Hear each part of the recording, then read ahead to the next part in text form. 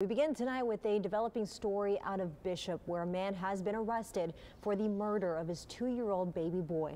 The details are disturbing. We first told you about the child's death this past weekend after he was on life support for several days. Yeah, the child was first found unresponsive and not breathing back on Tuesday of last week at the family's home.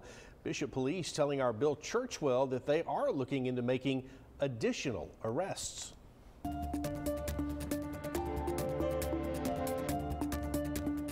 Chief Day telling me that this is not an easy case for investigators because of the nature of it and it involving such a small child. Now, after securing a warrant, they arrested the father of the 2-year-old victim, bringing him back here to PD headquarters in handcuffs, where tonight he is facing a murder charge in the first degree.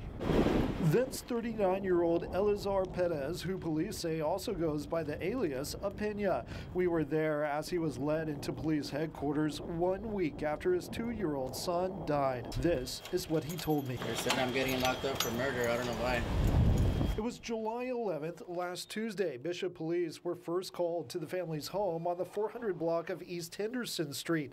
According to Chief Edward Day, it's where they found the 2-year-old unconscious and not breathing. Mom and dad were home at the time. There were other siblings in the residence at the time. The initial reports to the dispatch center were that the child was hit in the head by an accidentally by a toy.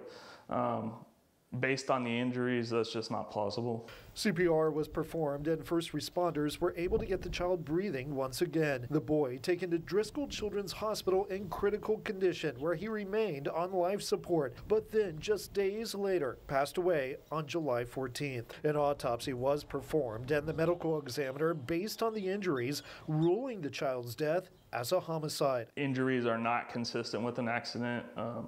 So we're looking at extensive head injuries to include fractures to the skull. The other children inside the home were immediately removed by CPS. The chief says there could potentially be additional arrests as well as additional or increased charges for the child's father. I can tell you any case involving a child has a profound impact on the investigators and the officers that respond to those things. But this case in particular is something that I think is going to stick with these investigators and definitely going to stick with me probably for the rest of our career. Bill Churchwell, 3 News.